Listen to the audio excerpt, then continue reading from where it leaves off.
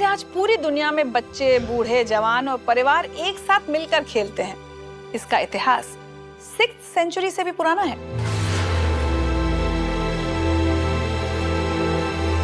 जब ये चौपड़ या चौसर के रूप में जाना जाता था।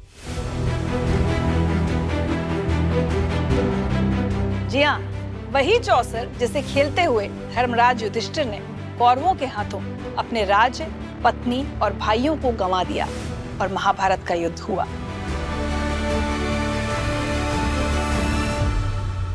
तो प्राचीन भारत के इतने लोकप्रिय खेल ने पूरी दुनिया की यात्रा कैसे की?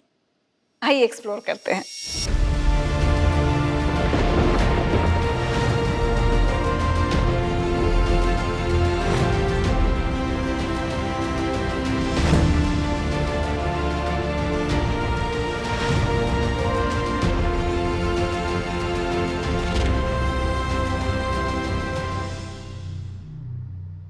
भारत में बोर्ड गेम्स की सबसे पहली झलक हड़प्पा की खुदाई में देखने को मिली।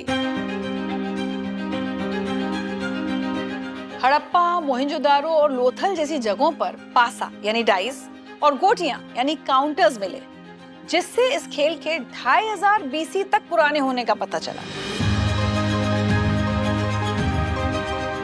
हमारे ग्रंथों और वेदों से भी हमें लूडो के खेल का प्राचीन भारत से जुड़े होने का पता चलता है।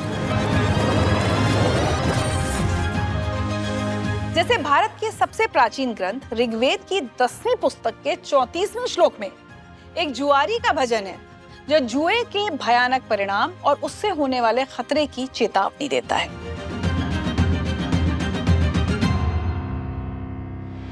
वहीं भगवान बुद्ध ने भी बौद्ध ग्रंथ विनय पिटक में अष्टपद नाम के बोर्ड गेम को खेलने से आगाह किया है।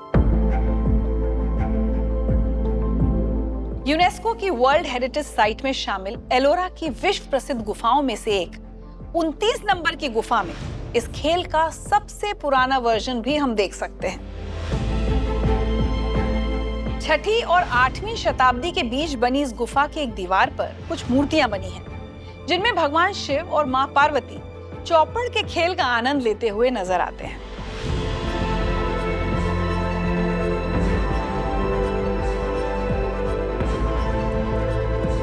हालांकि लूडो खेलने का सबसे अच्छा तरीका हमें समझाया मुगल सम्राट अकबर की जीवनी के लेखक अबुल फजल ने।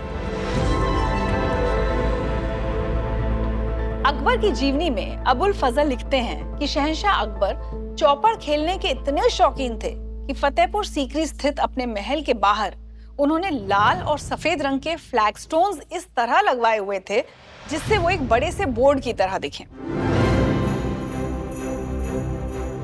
यहाँ चौपड़ के खेल को एक दिलचस्प ट्विस्ट दिया गया। गोटियों की जगह गुलामों को खड़ा कर दिया जाता था। फिर जैसा निर्देश खिलाड़ियों से मिलता, वो गुलाम वैसे ही आगे बढ़ा करते। ये बोर्ड आज भी फतेहपुर सीकरी में देखा जा सकता है। उसी दौर में धीरे धीरे सबको ये खेल इतना पसंद आने लगा कि रॉयल हरम की महिलाओं के साथ ही राजपूत दरबारों में भी इसे खेला जाने लगा। भारत के इस मजेदार खेल ने बाद में ध्यान खींचा ब्रिटिश लोगों का, जहां से ये खेल दुनिया भर में फैल गया।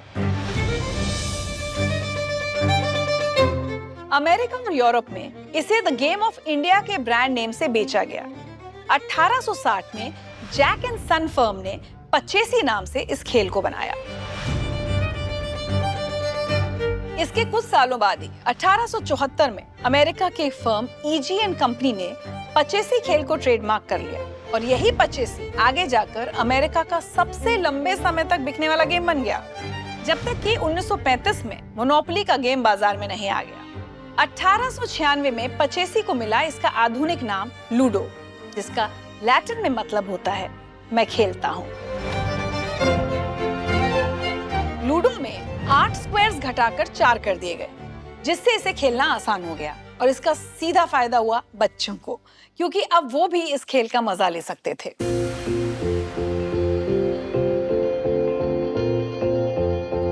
1900 के दशक तक आते आते लूडो अपने नए अंदाज और नाम के साथ फ्रांस और जर्मनी में धूम मचा रहा था।